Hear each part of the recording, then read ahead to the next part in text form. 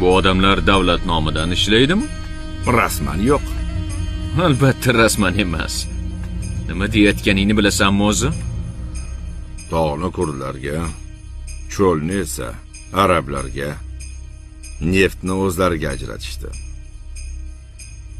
Bizning esa boradigan joyimiz yo'q. Bu rejani bugun tuzishmagan.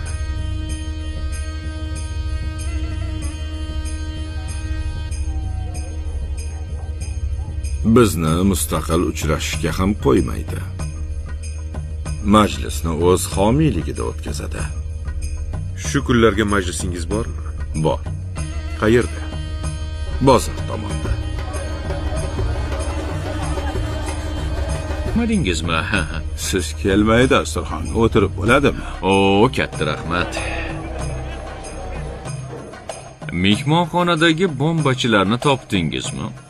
Afsuski yo'q, janob. Hodisaning tafsilotlarigacha surishtiryapmiz. Tushuntira olmadim shekilli.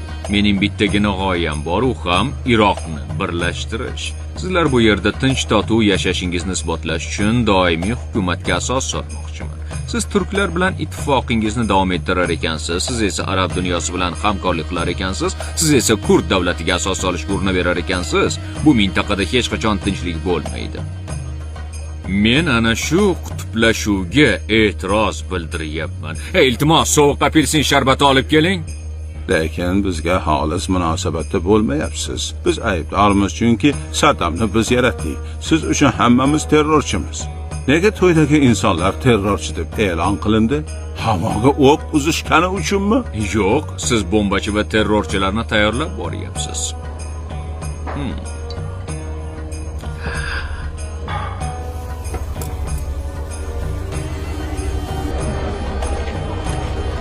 Abu Ali, qayerga?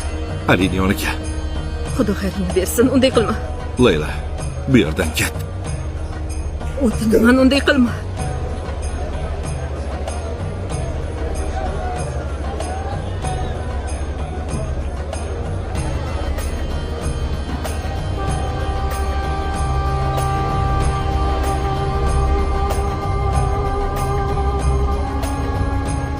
Janoblar, sizlardan minnatdorman.